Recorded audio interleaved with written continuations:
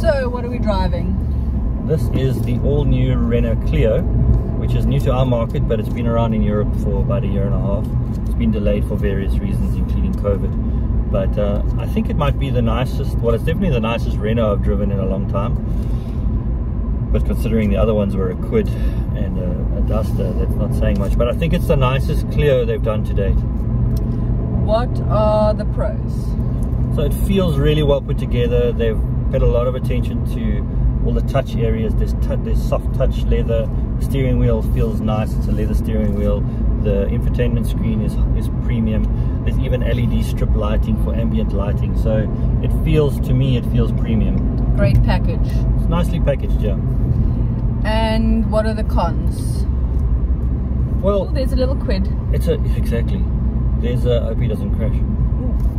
There's a question mark around why it's only available with a manual transmission at the moment, and it's a 5-speed manual gearbox, which is a little bit strange these days. But having said that, it's a lovely gearbox.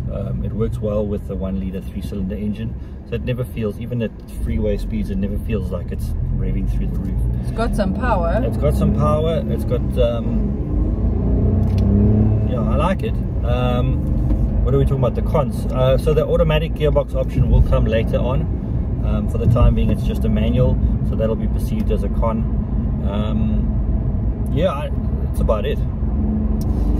What are the competitors?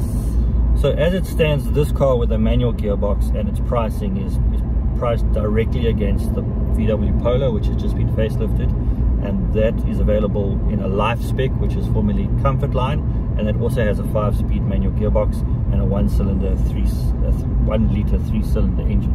So that's its direct rival. Yeah, and then it gets interesting when you talk about Polo, because obviously Polo is popular, maybe too popular for some people, so there's a lot of them around, and then the Clio becomes a very nice alternative. Yeah. Fuel consumption. So we are on 6 liters per 100 now, but it's been lower than that previously, so it should be easy to get between 5.5 and 6 liters per 100, which is ideal for this kind of car. And would you buy one?